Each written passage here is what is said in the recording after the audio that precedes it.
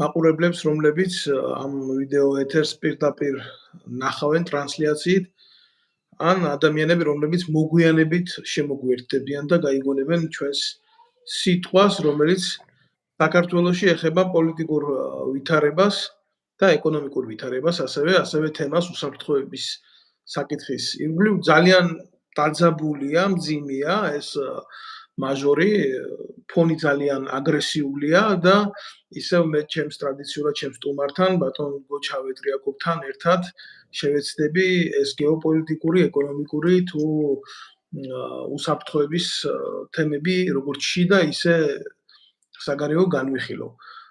ბატონი გოჩა, როგორც მოგეხსენებათ, ამერიკაში ცხოვრობს უკვე წლებია, მე საფრანგეთში ვიმყოფები, ქართული ოცნების და ნაციონალური მოძრაობის კოლაბორაციის დამსახურებით ვარ პოლიტიკური დევნილი, თუმცა ჩვენი გული ჩვენ სამშობლოში ცხოვრობს და დღეს ჩვენ მშობლიურ ენაზე ვაცოცხლებთ ჩვენს გულს და ვესაუბრებით ჩვენს მოსახლეობას. მოგესალმებით, ბატონო გოჩა.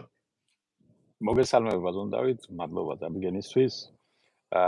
ემიგრანტის ხვედრიც ეგ არის, რომ უნდა ვიფიქროთ სამშობლოზე, სხვა გზა არ არის. ეს ერთადერთი სამშობლო ჩვენ ეგ გაგვაჩნია. რა თქმა უნდა, 2.800.000 ემიგრანტია, ბატონო გოჩა, უკვე ამათი მანკიერი პოლიტიკის გამო დევნილი სამშობლოდან სხვადასხვა მოტივებით, ასე რომ არც პირველები ვართ და არც უკანასკნელები, მაგრამ ტკივილი ხო გულში რჩება, ეს ხვარსად არ მიდის. რა თქმა უნდა, ეს უბრალოდ ჩვენი სამწუხარო რეალობაა, რაც ბოლო 30 წელი მიმდინარეობს საქართველოში. ესეთი ახალგაზრდა ვიყავი, როდესაც დავბრუნდი საქართველოში 23 წლის და მაშინაც ვფიქრობდით, რომ რაღაცა უნდა შეცვლილიყო, რომ 10-15 წელიწადში უკვე გამართული სისტემა უნდა ყოფილიყო, მაგრამ გავიდა, რამდენი წელი გავიდა, ფაქტიურად 25 წელი გავიდა და ისევ იქ ავტრიალებთ.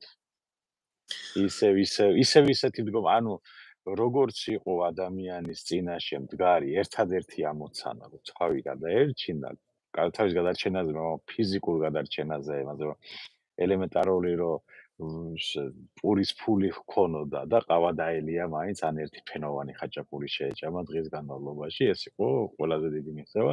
ისევ იქ პრობლემა არის ადამიანის წინაშე, ვინც საქართველოში ცხოვრობს ახლა. და იძულებულები არიან, რომ იმიგრაციაში წავიდნენ, ან ემიგრაციაში მყოფი ახლობელზე, ამ მშობელზე იყოს დამოკიდებული, იმიტომ რომ სხვა ალტერნატივას სახელმწიფო არ თავაზობს, ან ვერ თავაზობს და ეხლა მეორე მხარეა კიდე ბატონ დავით, რა არის სახელმწიფო და ხელისუფლების წყარო რა არის, ისევ ხალხი არის. გამოვიდა, რომ ყველაზე ჭკვიანი ადამიანები გავიდნენ ქვეყნიდან და ბანდიტები და დეგენერატები შეუდგნენ იმას ქვეყნის მართვას და გაუნათლებლები ამასთან ერთად, ყველა ერთად. 90% მაინც. ამ შემთხვევაში შედეგით სახეზე არის. მაგიტომ ისევ ჩვენ თავს უნდა დავაბრალოთ, რომ მივეწით უფლება ასეთ დეგენერატებს, რომ ემართათ ქვეყანა ამ წლების მანძილზე. ეს ბუნებრივად მოხდა, იმიტომ რომ ჩვენი ხმა არაფერს არ ჭვეთავს ასეთი მიდგომით. ჩვენ არავინ გვეკითხება ასეთი მიდგომით. ამ დროს ჩვენ გვეკითხება ყველაფერი. იმიტომ რომ საბოლოო ჯამში ჩვენგან არის წასული მაღლა თანამდებობაზე ასეთი იდიოტები, დეგენერატები და კრიმინალები. ბატონო გოჩა, მე სხვადასხვა მაგაში ვერ დაგეთანხმებით, იმიტომ მე მგონი ჩვენ არავინ არ შეგვეკითხა იქ რომ მიდიოდნენ და უბრალოდ უზურპაცია გააკეთეს ამ ძალაუფლების, რასაც ქვია სახელისუფლებო ძალაუფლების ხელში აღება და სამწუხაროდ ხალხი დიდი ხანია იგნორირებულია და ძალიან გავს ამათ მიერ შედგენილი კონსტიტუცია, სხვადასხვა ნორმატიული აქტები და ასე შემდეგ. ჯორჯ ორუელის ცხოველების ფერმაში ასახულ სიუჟეტს, სადაც ხორები, წარმართავი კასტა ფარდულის უკან წერენ კანონებს, რომლებიც ხორებისთვის იგივე არ არის, რაც სხვა ცხოველებისთვის და მე ახლა ამას შეიძლება სიტყვათა ქარაგმით რაღაცნაირად ვალამაზებ, ან რაღაცნაირად მეღიმება, მაგრამ ეს სასაცილო უკვე არ ხდება, როდესაც ემიგრაციაში უფრო მეტი ქართველია, ვიდრე ლამის საქართველოში. და კი, ეგრეა. უკვე ფაქტიურად დაეწევა ეს მონაცემები ერთმანეთს და არავინ ამაზე პასუხისმგებლობას არ იღებს და ყველაზე მეტი გულსატკელი რაც არის, ეს საარჩევნო კამპანია ციცრულის შემცველი, თავიდან ბოლომდე ყალბი, არათუ იცვლება, არათუ ცდილობენ ისინი თუნდაც შეინიღბონ თავიანთი სიყალბე რა, თუნდაც უკეთესად რო შეინიღბონ საკუთარი სიყალბე, არამედ იმ დონეზე გათავხედებულები არიან ხალხის განეიტრალებით, ხალხის აზრზე მოუსვლელობით, ასე ვიტყვი, ხალხის ინდიფერენტულობით, რომ პირდაპირ იმ ერთადერთ ტოჩკაში, უკაცრავად ამ რუსული სიტყვით, იმ ერთადერთ წერილში ისევ ტენიან ამ თავიანთ სისაზღვრეს ტყუილების სახით. რა ვიცი, შედეგი ამ ყველაფრის იქნება ბოლოს და ბოლოს სუვერენიტეტის მოსპობა, იმიტომ როცა არმია არ აქვს, მაშინ სხვა ქვეყნის არმია გიპყრობს, როდესაც ეკონომიკა არ აქვს, მაშინ მოდის და სხვა აკეთებს შენთან ბიზნესს და კარგი კატაკავთ ბატონო გოჩა. მოდეშეთ ეს ფელიქსა მოვიდა ნადირობიდან ახლა და ეს გადაშოდის ისე მომრავლდა საქართველოში ვირთხები არ იქნებოდა ურიგო თუ გააგზავნიდით პოსტი. ეს ნადირობს ხოლმე მაპატიეთ.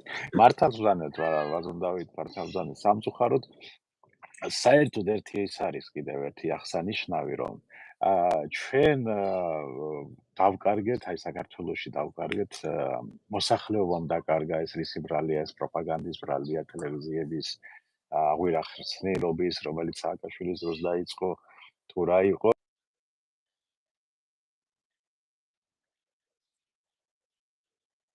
თავისე ნუ როგორ ითქვა თითქოს სიცხე და ხორცი გვეჯდა რომ აი რაღაცა გვტყიოდა ჩვენი ქვეყანა გვტყიოდა მოკლედ იქ სადღაც ხდებოდა ესე იგი ეს მეც მეხება აი ხდება რაღაც მოხდა აფხაზეთში რაღაცა ის მეც მეხება და ვალდებული ვარ რაღაც მორალური ვალდებულებაც ქონდა რომ რაღაცა მოგვემოქმედებინა ეხლა რაც არ უნდა ხდებოდეს სამწუხაროდ ვერ ხედავ იმას რომ აი მოქალაქეები აი უკვე გადავიდნენ ცოტა აგრესიულ ნაბიჯებზე საკუთარი ხელისუფლების მიმართ.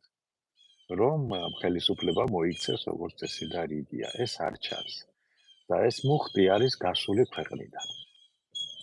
და დარჩა მარტო პატარა მუხტი. და სამწუხაროა ეგა რომ აი ეს გამჯდარი არ არის ჩვენ საზოგადოებაში მთელი საქართველოს პრობლემა. ყველა ძირითადად განსაკუთრებით კი იძახიან ახალგაზრდა თაობა, მაგრამ ახალგაზრდა თაობაში მაგალითად ჩანერგილია, რომ ჯარში სამსახური ეს არის, ნუ როგორ ვიტყვათ, მონობა ქვეყნის სამსახური ეს არის, ნუ რაღაცა სისულელე, ფულის კეთება ეს არის, რაც თავარი და რაც მნიშვნელოვანია და მეტი არაფერი რო არ არის ამის იქით, რომ უმეტესობას არ ანაღვლებს არაფერი. აი ეს კატეგორიაც უკვე არის ჩვენ ქვეყანაში სამწუხაროდ ჩამოყალიბებული. მაგრამ მე მინდა უფრო ალტერნატიული რეალობა შემოგთავაზოთ. თქვენ აი ის რეალური პრობლემა, რაც თქვით ახლა რომ აი ეს ჩანერგილი არის თაობებში რომ ჯარში სამსახური ესე გეთანხმებით სულიად, მაგრამ ახლა დამიკავშირდა ერთ-ერთი ევროპული ქვეყნიდან ჩვენი ემიგრანტი სამხედრო ნაუმარი აფხაზეთში, ნაუმარი აგერ 2008 წელს რაც ომი ჰქონდა და მანამდე ცხინვალში. სამი ომის ვეტერანია კაცი. და აი ძალიან მოკლედ რო გაგცეთ პასუხი და მე ანალიზი გავაკეთოთ ამაზე. უფრო სწორად პასუხი კი არ უნდა გაგცეთ, უნდა შემოვაგებო თქვენს მიერ ნათქვამ რეალობას უფრო სერიოზული არგუმენტი რა.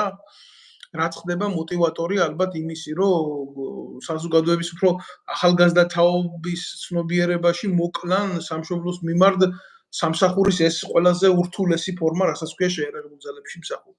ნუ ესე იგი ჩამოთვალე, რომ სამი ომის ვეტერანია რა.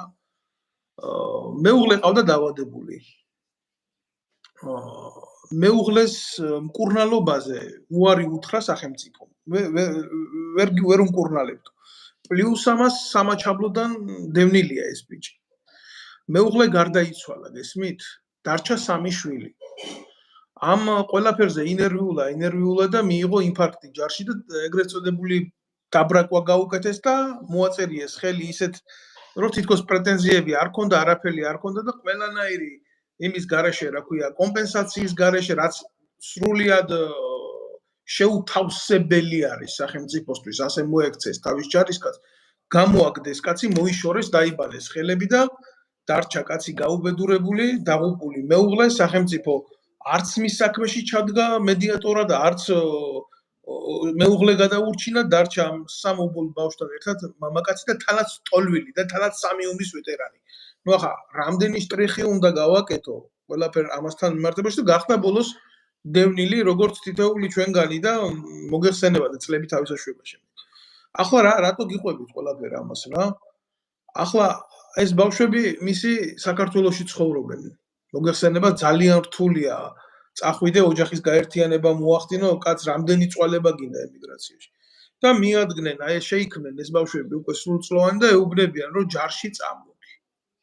ახლა როგორ გინდა სახელმწიფო მიადგე ასეთ კაცის ოჯახს, რომელიც ჯერ როგორც ტოლვილი ისე გადააგდო, მერე როგორც მოქალაქე ისე გადააგდე და ცოლი მოუკალი. მერე თვითონ გაწირე შეარაღებულ ძალებში ნამსახური კაცი, ნაომარი კაცი, ყველა მისიაში შენი სამშობლოს გვერდზე მდგომი და მერე გინდა მიადგე მის შვილს და უთხრა, მოდი შენ ჯარში წამოდი. როცა აი ეს ბავშვი უყურებს აი ამ ხელა უბედურებას და კიდე უყურებს იმას, რომ იმ ლელა ჩიქოვანიშვილი, იმ იმის შვილი, რა ქვია, სესიაშვილის შვილი, იმ სააკაშვილის შვილი, იმ ივანიშვილის შვილი ჯარში არ მსახურობს. გესმით? ანუ თქვენ როგორ მოიქცეოდით იმ ცნობიერება თქვენი როგორი იქნებოდა იმ 18 წლის ბავშვის ადგილზე და გაამტყუნებდი შენ იმ ბავშვს თუ არა, რომ სურვილი არა აქვს ასეთ სახელმწიფოზე მსახურობს. რა თქმა უნდა, აქ ორი ის არის პრობლემა რაში არის, რომ საქართველოს საერთოდ ერთი რომ იქიდან დავიწყოთ, რომ სამხედრო პატრიოტული აღზრდელობითი მუშაობა არ მიდის მთელ ქვეყანაში, იმიტომ რომ არავინ არ არის მაგის ჩამტარებელი და სახელმწიფო ამას ინიცირებას არ უკეთებს. პირველი აქედან იწყება, იმიტომ რომ სკოლებში არ მიდის მუშაობა, ოჯახებშიც ნაკლები ოჯახებში ახლა ყველას თავისი ისა აქ რა ქვია პრობლემები და შეიძლება არ სხელოდეს მაგ რომ განიხილონ აი სამხედრო ან პატრიოტული საკითხები, როცა უამრავი პრობლემა არის. მაგრამ სახელმწიფო უნდა იყოს დაინტერესებული, რომ აღიზარდოს ახალი თაობა, აღიზარდოს მომავალი პატრიოტი თაობა. აღიზარდოს ადამიანები და შემდეგ უნდა ჩაანაცვლოს იმ ადამიანებმა, ამ ახალგაზრდა თაობამ ის ადამიანები, რომლებიც არიან რომლებიც უნდა უკვე წავიდნენ. რომლებსაც უნდა სტყიოდეს გული. ეხლა როდესაც თქვენ ამბობთ, რომ ოფიცერი იყო ალბათ, მნიშვნელობა არ აქვს სამხედრო მოსამსახურეს, მეუღლეს, ასეთი დაავადება, ასეთი ისა. ეხლა მეც მქონდა ეგეთი სიტუაცია. ოღონდ მაშინ დედაჩემი იყო ცუდად. და მაშინ რაც შეეძლო სასაზღვრო დეპარტამენტს მეხმარებოდა. რაც შეეძლო შესაძლებლობები კიდე შეზღუდული იყო მაშინ. მაგრამ ექიმთან მისვლა, ან ტომოგრაფიის გადაღება, ან რაღაცა პატარ-პატარა წვლილმა, რომელიც საკმაოდ დიდი იყო ჩემთვის ის თანხები, მაგაში მეხმარებოდა არა თანხით, არამედ რომ მისულიყავით ჰოსპიტალში ექიმთან, ან რაღაცა გაგვეულო კონსულტაციები, ან რაღაცა დანიშნულება მიეცათ. და მაშინ რაღაცა კიდე არსებობდა. სააკაშვილის დროს, როდესაც უცბად მოხდა ზემო ფენის ისა რა ქვია, მთლიანად გაწმენდა მთლიანად სისტემის 8000 ოფიცერი იყო გაშვებული და ზემდეგი გამოცხილი. ესე იგი, მე შემდეგ მოვიდა თაობა, რომელებიცაც ეს როგორ გითხრათ, ახალგაზრდული სიხისტე და დამოკიდებულება მე ვარ უფროსი და მე ესე იგი ჭკვიანი ვარ და შენ ახარ უმცროსი და შენ ახარ სულელი, ეს გაუჯდათ მთელი ამ პერიოდის მანძილზე. და შემდეგ მოხდა ისე, რომ ეს მისიებში წასვლა, ეს მაიმუნობები, რომლებიც დაინერგა უკვე და ამას უკვე აღვირახესნილობა არავინ არ აკონტროლებდა. არავინ არ ჩადიოდა. ის ადამიანები დღესაც მანდ არიან. და ასეთ ადამიანებს ისინი ოფიცრები არ არიან, ბატონო დავით. ისინი სამხედრო მოსამსახურეებიც არ არიან. ისინი არიან აი დროის ფაქტორმა რომ მოიტანა, რომ აი სხვაგან არსად არ იყო აღარაფერი და ნუ იქ რაღაცა 2 კაპიკი ხელფასი ექნებოდა და იქ შეეტენდნენ და მათ არა აქვს ეს განცდა, რომ შენი ჯარისკაცი შენზე გვერდზე მდგომი, მნიშვნელობა არ აქვს შენ ოფიცერი ხარ თუ გენერალი, ომში გვერდ უნდა იდგეთ და მტერს ებრძოდეთ. და ერთმანეთს უნდა დაეხმაროს. და მაგნაირი ხალხია ზუსტად მე იმ მიტინგების დროს თავში რო ურტყამენ დუბინგებს ერთს მეორეს და რო უგლეჯენ და პასუხისმგებლობას რო ვერ იღებენ და ის რო გადაგვარება მიდის სახელმწიფოს არ გავს ჯარი არ გავს და ან ახლა ნუ მაგაზე ლაპარაკი მე ვფიქრობ რომ ძალიან შორს წაგვიყვანს მაგრამ იცით რა არის მე ალბათ ვფიქრობ რომ თანასწორობა აი მაგალითად საფრანგეთში როცა ვცხოვრობთ ჩვენ ყველამ ვიცით მნიშვნელობა არ აქვს ამაშენ ემიგრანტი ხარ მოქალაქე ხარ თუ ვინცა ხარო ამ ქვეყანას აქვს დევიზი თავისი სახელმწიფოებრიობის რა და ერთადერთი დევიზი იმ სამთაგან არის თანასწორობა ну ანუ მე რატო ბრუნდები ახლა შეიძლება ფრანგული და ქართული მენტალიტეტი და სახელმწიფო განსხვავებული იყოს მაგრამ თუ ჩვენ გვინდა ევროპული სახელმწიფო და არა ისე ხა ეს რო ყვერიან თბილისის ქუჩებში ჩვენი გზა ევროპისკენ არის და მგზავრები რაღაცა იმაში ქორწილში არ იმღერებს და ესე დონეზე არ შეიძლება დაიყვანო ევროპული ინტერესებისა და ღირებულებებისადმი სწრაფვა თანასწორობა არ ნიშნავს იმას მაგალითად კაცი კაცთან რო დაწვა და იმაზე ილაპარაკო თანასწორობა არის ის როდესაც აბსოლუტურად ყველანაირი რესურსის არ მქონეს შვილი და მინისტრის შვილი ერთად ხვდებიან ერთ ქვედანაყოფში ჯარში. ეს არის იგივე სოციალური კიბეც და აქ უკვე ერი და საზოგადოება ერთიანდება მიუხედავად თავისი ფინანსური შესაძლებლობების. თუ რა თქმა უნდა, აქ არის რეალური თანასწორობა. თანასწორობა არის ის, როდესაც არ აქვს მნიშვნელობა ადამიანის განათლებას როდესაც ეს ადამიანები საერო საქმეში ერთად დგებიან ერთ წინახაზზე. აი ეს არის რეალური თანასწორობა და თუ ეს ბერკეტი მოშლილია სახელმწიფოში მოქალაქეების თანაგრძნობისაგან, იგე? მაშინ რა ვიცი, მაშინ გამოდის, რომ ევროპული ღირებულებები, ამერიკული დემოკრატია მხოლოდ და მხოლოდ სიტყვებია და საქმე არის უფრო მძიმე ვიდრე საბჭოთა კავშირში იყო. ანუ ცუდი და ნეგატიური და სიტყვები იცოცხლე შენი ჭირიმე სიტყვებით ყველაფერს ახლა გეტყვით ბატონო თანასწორობა კი ეს შეიძლება კონსტიტუციაშიც დაიწეროს წერია კიდევაც ალბათ თანასწორობა რა არის ეს არის რომ შენ გვაქვს ერთნაირი უფლება სიცოცხლის უფლება პირველ რიგში განათლების მიღების უფლება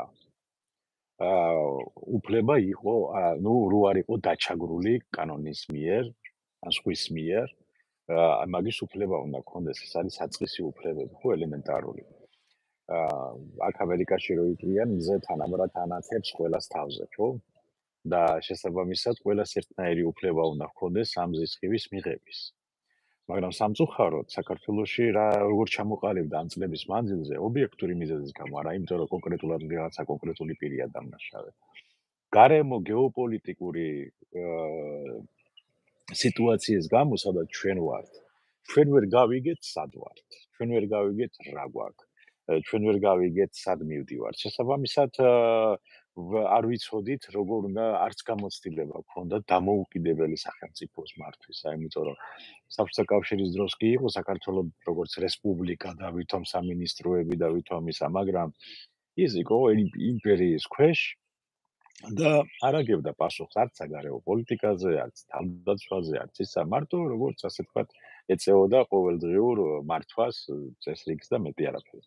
მაგრამ როგორც კი მივიღეთ დამოუკიდებლობა და როგორც კი გაიხსნა გზები და შეიცვალა გეოპოლიტიკური ვითარება, ჩვენ დავკარგეთ ყველაფერი. ჩვენ გავანადგურეთ ყველაფერი.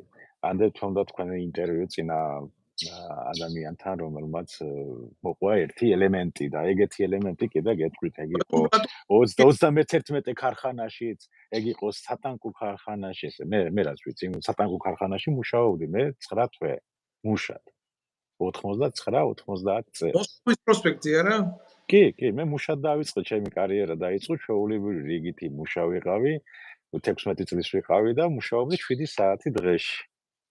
მიხდიდან ხელფად შეულებრივ ეს იყო. მე-7 ცეხი იყო ასეთი, იქ ახლა როგორ მე-7 ცეხში, აი როგორც პატარა სამშენებლო სარემონტო, ასე ვთქვათ რა, ტანკებს კი არ ვაკეთებდით იმას. შენობა ნაგებობი თუ რამე დაინგრეოდა, გაკეთებელი იყო, ვაკეთებდით. და აი მან დავიწყე მუშაობა და ხო ხედავდი რა იყო შიგნით.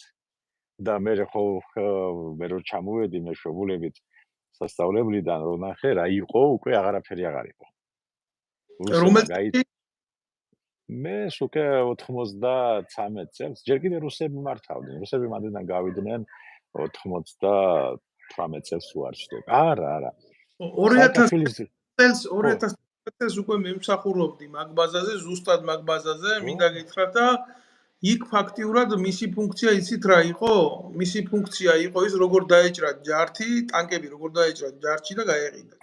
არა მარტო ტანკები, მან დაზგები იყო კარგი, მან შემოდიოდა და რემონტდებოდა ტანკები ავღანეთიდან, მაშინ ავღანეთის ომი იყო 99 წელს კიდე და ყველაფერი დაზგი და ნადგარები კარგი იყო და სპეციალისტები იყვნენ და ნუ შესაბამისად მე რა მოხდა, გაჩერდა ყველაფერი, უბრალოდ ახლა აღარავინ გააკონტროლა მე და მე კორუფციამ თავისი ქნა, ასე თქვა, გაიტანეს რაც კი შეეძლო. და ფაქტიურად ჩვენ ცარიელა კადრები დაგვიტოვეს.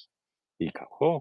მაგრამ ვისი დახმარება და ვისი რუსებს არაფერი არ გაუკეთებიათ, არაფერი არ გაუტანიათ, ქართულ მხარესთან შეუთანხმებლად რო იცოდეთ. გამორიცხული იყო ეს. შესაბამისად ყველაფერი რაც გაიტანეს და რაც გააკეთეს, თუ ქართულ მხარესთან შეთანხმებულად ყველაფერი ორგანიზებული. ვის როგორანაირად ეს უკვე წარსული მკვლევარების საქმე არის. მაგრამ ჩვენ რო იტყვიან აი ეს რო არ დავკარგოთ ესა, ჩვენ მაშინ ვერ გავერკვიეთ სად ვიყავით, ვერ გავერკვიეთ რა გვინდოდა, რა მაშინ მახსოვს ირაკლი წერეთელმა წარმოადგინა ჩვენ ნატოში უნდა შევიდეთ და ავიამზიდები მოვთხოვოთ ამერიკას ჩვენი ფლოტისთვის. ასეთი წინადადებაც კი იყო. ეხლა კი სასაცილოდ ჟღერს, მაგრამ მაშინ ძალიან სერიოზულად მიდიოდა მსჯელობა. ხო და აი არ ვიცოდით, მოკლედ რო ვთქვა. მოხდა ესე რომ ადამიანები მოხდა ომი. გარე ფაქტორებიდან გამომდინარე. ნუ რა ვის ნუ ეგონება რომ ეხლა ჩვენთან 9 აპრილს ჩატარდა მიტინგები და მოსკოვს შეეშინდა და დაიშალა საბჭოთა კავშირი. საქართველოსთან დაიწყო რღვევა. აი ეგრე არ არის. საბჭოთა კავშირი დაინგრა მოსკოვში. მათ რუსებმა გადაწყვიტეს რომ დაენგრიათ და დაანგრიეს. ნუ ელცინის თამადობით და მთელი მისი ასე ვთქვათ კრიმინალური დაჯგუფების რომელიც დღემდე მართავს იქ. ხო და მათ დაშალეს საბჭოთა კავშირი, მაგრამ ჩვენთან მე ეს რაც მოხდა, ეს ომი თბილისის ომი, მე ეს ოსეთში, ეს შემდეგ აფხაზეთის ტერიტორიაზე ის რაც მოხდა, ეს იყო უკვე დაგეგმილი, კარგად განხორციელებული აქტი და ასევე ჩვენი უტვინობის ბრალი. შესაბამისად ამან გამოიწვია მოსახლეობის, ასე ვთქვათ, ნელ-ნელა გადინება. ჯერ არა ქართული მოსახლეობის პირველი, რომელიც არასწორი პოლიტიკა მიდიოდა მაშინ, გადმოცემით ვიცი რომ ასეთი მდგომარეობა გქონდა. და შემდეგ, როდესაც მოხდა ეს ბრძოლები, ეს ომები, ეს დაიქცა ქვეყანა, ხალხს შესაძლებლობა ჰქონდა, გავიდა უკვე ვისაც რაღაცა შესაძლებლობა ჰქონდა, დაიწყო გადინება. ვერადა მოსახლეობა გაღატაკდა, განსაკუთრებით კუპონის შემოღების დროს. ვიღაც აიძახეს რომ კუპონმა ეს ვითომ დამოუკიდებლობა გაგვიტკიცა. პირიქით, კუპონმა გააღატაკა მოსახლეობა. და აი ეს მარგინალები და ისინი ვინც იყვნენ, ვინც გაიტანეს მილიონობით, გადაახურდავეს დოლარებში და მე მოიპარეს ფული პირდაპირ ამ სიტყვის მნიშვნელობით. ამან გააღატაკა მთელი მოსახლეობა. ჩვენთან ვერ ჩამოყალიბდა საშუალო ფენა, ბატონო, და ეგ გემიყვარს. საშუალო დამოუკიდებელი ფენა ადამიანების, რომელიც დამოუკიდებლად აზროვნებს, მას აინტერესებს ყველაფერი. ხვალე როგორი იქნება, ხვალე მას როგორი ექნება განათლები მის ბავშვს, როგორი ექნება მას რაღაცა მომენტები, კანონები როგორი იქნება, რომელსაც ვერანაირ ზეწოლას ვერ გაუკეთებს, ვერანაირ საფუძვლო და მთელი ეს იგივე საფრანგეთში, იგივე გერმანიაში, იგივე ამერიკაში, მთელი ეს სისტემა დგას საშუალო ფენაზე. დამოუკიდებლად მოაზროვნე განათლებულ ადამიანებს.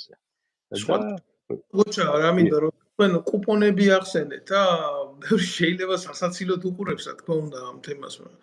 რიგითი ადამიანები, სახელმწიფო მილიონერები გახალ. თავიდან მე მახსოვს კუპონის სყიდვის უნარიანობა ძალიან მაღალი იყო, ეს დაგეგმილი იყო წინასწარ ამხელა ბლეფი და შემდეგ უკვე გაუფასურდა განსაკუთრებით ძალიან, მაგრამ ამავდროულად რა მინდა იცით რომ თქვა აი იმ კუპონზე მაგალითად დღეს რო სახალხო დამცველად გვიზის იოსელიანი მამამისმა კუპონებზე იყიდა მცხეთაში ელექტროჰესი ეს მარტო ეგ არაა, ბევრი მილიონებს შეულობს და ეს ხალხი მე ასე შემთხვევით კი არ ხდებიან თანამდებობის პირები ისინი რაღაცა გარიგების მონაწილეები არიან ისინი ჩართული არიან ხალხის ძარცვის ფერხულში უკვე წლებია ოჯახებით და უკვე აი ამ ყველაფერმა იყო ფეოდალური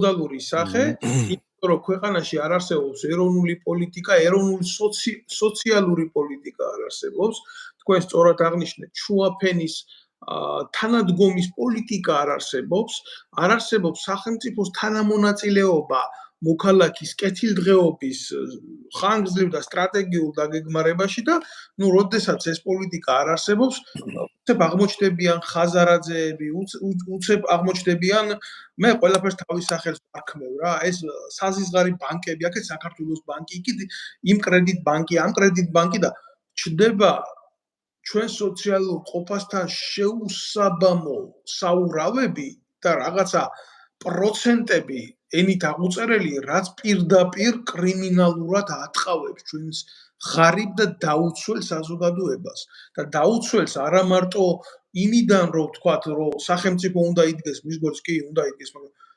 ფსიქოლოგიურად ცნობიერებითად გონებითად ეკონომიურად და ბევრი მიმართულებებია დაცვის სახელმწიფო არ იმყოფება არც ერთი გამოწვევის პასუხად გარდა იმისა რომ ხელისუფალი რომ მოდის დგება ჯდება ჯიპში იხურავს კარებს იცვამს კოსტუმს გამოდის პარლამენტში იცის რომ უნდა ჩაატაროს თავისი რეჩი და მე ვხედავთ იმ რეალობას რომ 10,000 ლარს იღებს თვითონ ხელფას და პენსიონერს აქვს 200 ლარი აი ასეთი უბსკულის წინაშე ვდგებით ბატონო გოჩა მე ზუსტად მესმის ეხლა თქვენ ლაპარაკობთ მაგრამ ბევრი დასვამს ამ კითხვას კონკრეტულად რა კონკრეტულად ეს როდესაც სახელმწიფო არ დგას მის მაგივრად უკვე გადაცმული ქურდები ძარცვავენ და აღატაკებენ მოსახლეობას და სამაგიეროდ ისპობა ხალხი ისპობა მოსახლეობა და რჩება მხოლოდ დაწინაურებული კასტა და რჩება მხოლოდ ელექტორატი და ფეოდალები და ფეოდალების შვილები და ფეოდალური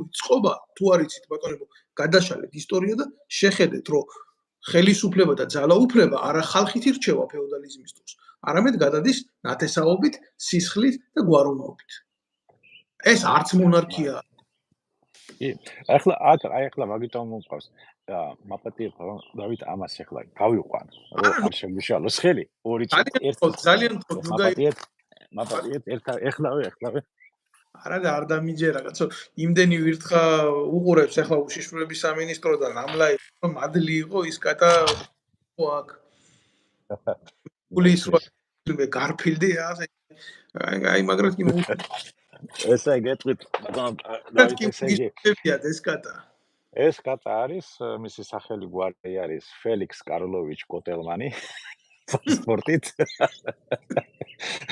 ხოდა მისი პასპორტი უფრო ძლიერია ნებისმიერი ქვეყნის პასპორტთან შედარებით მე ხუმრობით ვამბობ მართალს ამბობთ რა უნდა ეხლა საშუალო ფენა რო არ შეიქმნა და ეს საშუალო ფენა ფაქტიურად რომელსაც უნდა წარმოეშვა ადამიანებს განათლებულს პროფესიონალებს ყველა გასულია გავიდა ქვეყნიდან ვერ შეიქმნა და დარჩა მოსახლეობა არის გაღატაკებული 700,000-მდე არის რა ქვია ნუ ან შემწეობაზე დგას ან შემწეობას ელოდება ადამიანი 400,000 პენსიონერი არის მერე იქ ბავშვები და ის ანუ ვიღა დარჩა მარტო პატარა რაღაც 2-3% ელიტა რომელსაც უკავია ხელისუფლება ყველა ფულადი პატოკები ასე ვთქვათ როგორ ვიცხათ გზავნიან როგორ არის შენადენები ქვეყანაში კანალები და შემდეგ რა გამოდის მათ კარგად არიან არაფრის ცვლილება არ უნდათ მოსახლეობა რომელიც გაღატაკებულია იძულებულია რომ დაკნინებულ მდგომარეობაში იყოს ყოველთვის და წლების მანძილზე უკვე მას გამოუმუშავდება ისეთი მოსახლეობაში ადამიანში გამოუმუშავდება ისა რომ მე რა შემიძლია უიმედობა ნიჰილიზმი ნიჰილი ხო და ვეღარ იმაშვრება და ამით სარგებლობენ და მე გეუბნება შენ რა პენსია არის პენსია კაცო ომი გინდა აი მე რო არ ვიყო აი ომი უარესი იქნება უარეს მდგომარეობაში იქნებოდი ეს არის რასაც ქართული ოცნება ხადაგებს დღეს და მეორე მხარეზე არის ოპოზიცია, რომელიც გაიძახის, რომ გამიშვი მარსზე უნდა გავფრინდე. და ეხლა მიდი და აირჩიე, რომელი გინდა. მეორე მხარეზე, რომელიც ჩამოუყალიბებელი ეკონომიკური ხედვები აქვს, თუ პირველ მხარეზე, რომელიცაც ფეხებზე კიდია, შენი მოსახლეობაც მარტო თვითონ იყოს კარგად. და ასრულებენ ისინი გარე დავალებებს. გაიძახიან ეურო ვითომ ეროვნულ რაღაცას აკეთებენ. გოჩა რომელიმე პოლიტიკური პარტიისგან თუ მოგისმენიათ წინა საარჩევნო გეგმა, რომელიც არათუ საერთოდ იქნებოდა, სადაც რეალური რო ყოფილიყო. აი მე მაგალითად ესეთი ვერ მოვისმინე. გარდა იმისა, რომ პენსია 1000 ლარი და რაღაცა ალადინის ღაფრები რა, წარმოუდგენელი შეფასებელი. რა თქმა უნდა. აქ მუშაობა 1000 ლარი კი არა, შეიძლება 3000 ლარიც იყოს. რა პრობლემა არის? საქართველოში ეს შესაძლებელია. ოღონდ აქამდე უნდა მიხვიდე, ჯერ ეკონომიკა უნდა ამოქმედო. ეკონომიკა რა არის ისე, შენ თუ წარმოება არ ქმნი, შენ თუ არ აკეთებ ადგილზე არ ქმნი სამუშაო რა ქვია, სამუშაო ადგილებს არ ქმნი ადამიანებმა, რომ იშრომონ და მიიღონ მინიმალური ანაზღაურება იმდენი მაინც, რომ საკუთარი თავი შეინახონ თვის განმავლობაში მაინც. მე არ მომბრო ეხლა დაიქცეს და მაშინვე მანქანა იყიდოს და ამერიკაში კი შეიძლება 1-2-3 თვის ხელფასით იყიდო მანქანა. ნახმარი, ან კიდევ ერთი წელიწადი იმუშაო და ახალი მანქანა იყიდო. მაგრამ რაღაცა ელემენტარულ დონეზე ადამიანს რომ მინიმალური ჰქონდეს, თქვათ 25 ლარი საათში ანაზღაურება. აი ეს უკვე რაღაცა არის. ეს არის შესაძლებელი. მე ხოლმე გეტყვით, მაგრამ წარმოებები უნდა შექმნას. უნდა დააფასო შენი ადამიანი, უნდა დააფასო შენი გლეხი, უნდა დააფასო შენი მასწავლებელიც, შენი პოლიციელიც, სამხედროც, შენი ადამიანი, შენი თანამოქალაქე უნდა დააფასო. პირველ რიგში. და შენ თუ არაფასებ შენ თანამოქალაქეს და სთავაზობ უცხოელებს და მეზობელ ქვეყნებს მონებს და იმით ამაყობ რომ აი უვიზო გაქვს და ეხლა წახვალ და შეგიძლია იმუშაო მონურად ევროპაში ან რუსეთში ეხლა გაიხსნა რუსეთიც ხო? ვაი ეს არის დიდი მიღწევა თურმე. ეს არის დანაშაული შენი ქვეყნის წინაშე, შენი ხალხის წინაშე. შენ პირიქით რომ შენ ცდილობდე შექმნა სისტემა და ინდუსტრიალიზაცია მოახდინო იმ დარგების რაც შეიძლება განვითარდეს საქართველოში, აი თუნდაც სოფლის მეურნეობა რა. ეს შეხედე თურქეთში როგორ არის შეგშურდება. სახელმწიფო მონაწილეობს პირდაპირ მთლიანად მთელ პროცესში. შენ მარტო როგორც გლეხს, მარტო ერთადერთი ისა გაქვს რომ მოიყვანო და ჩააბარო. და სახელმწიფო გეხმარება. დაბალანსებული შენ ამას უნდა დაგეგმო. უნდა საფინანსო საკრედიტო სისტემა დახვეწო ამ მიმართულებით. უნდა შექმნა რეზერვები. ზოგი იტყვის რომ აი 5 მილიარდი უნდა იმას. ციფრები კი კარგი არის, მაგრამ რატო 5-6 მილიარდი? რატო არ შეიძლება თქვა 10 მილიარდი ან 1 მილიარდი? მაგაზე პასუხი არ აქვს, იმიტომ გათვლები არ არის ბატონო დავით. იმიტომ გათვლებს უნდა დიდი შრომა. სამინისტროებში რომლებიც ახლა მუშაობენ ადრე სხვათა შორის 2015-16 წელს გამომიგზავნეს აქ ეკონომიკის სამინისტროდან კარგი პროექტი, მაგალითად გონიეს პროექტი. ჯამშვენიერი პროექტი იყო, მაგრამ ეს პროექტი დასაბუთებული იყო ერთ-ერთი წამყვანი ბრიტანული კომპანიის მიერ. ხო და ეს წამყვანი ბრიტანული კომპანია ძალიან იმაზეა, რა ქვია, პროფესიონალურად გააკეთა ეს ყველაფერი. ხო და სახელმწიფოში როსხედან ის ჭკვიანები, რატო არ აიღეს და ეს გამოცდილება თუ როგორ გააკეთეს იმათ, გადაეღოთ და სხვა დარგებიც თვითონ განევითარებინა. სარკისებულად, ხო? მაგას ხომ მოფიქრება უნდა. მაგრამ ეს არ გაკეთდა, ან ვერ გაკეთდა, ან არ ეყოფინათ გამოცდილება, არც ცოდნა. აი ეს არის მაგის პრობლემა, მეტი არაფერი. და როცა ეს ყველაფერი არ არის შესაბამისად არაფერიც არ იქნება. ვერაფერს ვერ ასწრებ. მე დავხარჯე იტყვიან ახლა თქვათ ოცნების ხალხი იტყვის ჩვენ დავხარჯეთ მილიარდები სოფლის მეურნეობაში. შედეგი რა არის თორე? შეგიძლია ტრილიონის დახარჯვა. შედეგი თუ არა აქვს, რა მნიშვნელობა აქვს რამდენს ხარჯავ? ესე იგი არასწორად ხარჯავ, არასწორად გეგმავ, არასწორად აკეთებ. აქედან მოდის ვერაფერი არ კეთდება, ვერაფერი ვერ კეთდება და ხალხი ვერ გრძნობს იმ ციფრებს, რასაც ასე აჟღერებენ საქართველოს მთავრობაში. იმიტომ რომ კი მაღლა მიდის ყველაფერი, მაგრამ ჩვენ რაც მაღლა მიდის, მით მეტი გაედინება საქართველოსთან, ბატონო დავით. მაგას ხო მეორე მხარეს არავინ არ ამბობს, ხო, მეორე მხარეს. აი წარმოვიდგინეთ, რომ თქვენ როგორც ემიგრანტი ჩვენ ამაზე ვისაუბრეთ, აგზავნით 100 ევროს სახში და 90 евро ისევ გაედინება ან თურქეთის, ან რუსეთის ეკონომიკაში, ან ევროპის ეკონომიკაში. ხო და საქართველოს იცით რა არის? ფაქტი ერთია. კი, გეთანხმებით. ფაქტი ესეთი შეუქცევადი მომენტია, იმიტომ რომ დღეს საქართველოს ტრუსიკს ვერ აწარმოებს საკუთარ მოქალაქეს რო ჩააცვას.